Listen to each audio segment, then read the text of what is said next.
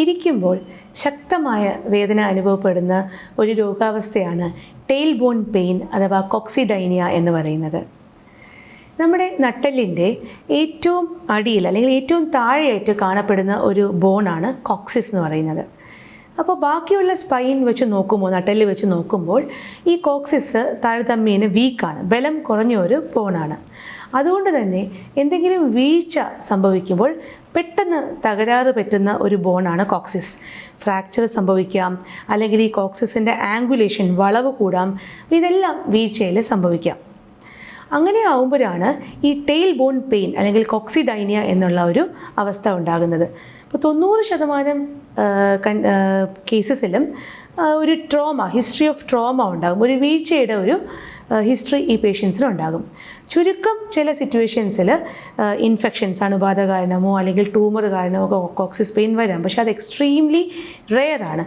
വീഴ്ച തന്നെയാണ് ഇവിടെ യൂഷ്വലി വില്ലനായിട്ട് മാറുന്നത്. ഈ കോക്സിസ് പെയിൻ ഉള്ള പേഷ്യൻസിന് ഞാൻ നേരത്തെ പറഞ്ഞ പോലെ ഇരിക്കാനാണ് ഏറ്റവും ബുദ്ധിമുട്ട്.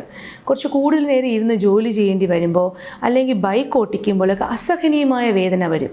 എന്നാൽ എണീച്ച് നിൽക്കുമ്പോൾ, നടക്കുമ്പോഴൊക്കെ അവർ യൂഷ്വലി കംഫർട്ടബിൾ ആയിരിക്കും.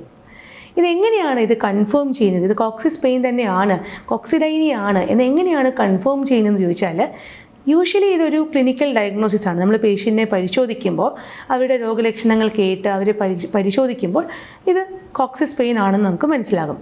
ഞാൻ നേരത്തെ പറഞ്ഞ പോലെയുള്ള അപൂർവമായ കാരണങ്ങൾ, അതായത് ഇൻഫെക്ഷൻസ്, ട്യൂമർ, അതൊക്കെ റൂൾ ഔട്ട് ചെയ്യാൻ വേണ്ടി നമുക്ക് എക്സ്റേയും ചില ബ്ലഡ് ടെസ്റ്റും ഒക്കെ നമുക്ക് വേണ്ടി വന്നേക്കാം.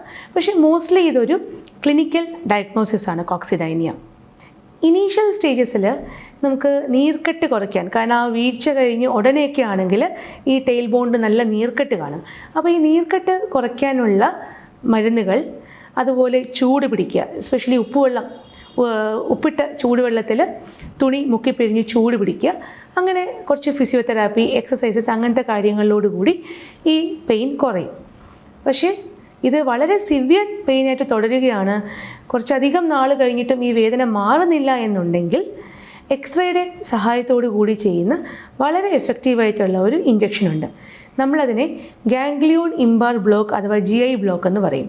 ഇതൊരു തരത്തിലൊരു നെർവ് ബ്ലോക്കാണ്. പക്ഷേ ഈ കോക്സിസിൻ്റെ പെയിനിൽ, ഈ ടെയിൽ ബോൺ പെയിന് വളരെ എഫക്റ്റീവായിട്ടുള്ള ഒരു ഇൻ്റർവെൻഷനാണ്. നേരത്തെ ചെയ്യുകയാണെങ്കിൽ, അതായത് ഈ വേദന തുടങ്ങി അധികം കാലം ആകുന്നതിന് മുന്നേ ചെയ്യുകയാണെങ്കിൽ ഒരു ഇഞ്ചക്ഷനിൽ തന്നെ ഈ വേദന പൂർണ്ണമായിട്ടും മാറുന്നതാണ്. പിന്നീട് ഈ വേദന വരാനുള്ള സാധ്യതയും കുറവാണ്.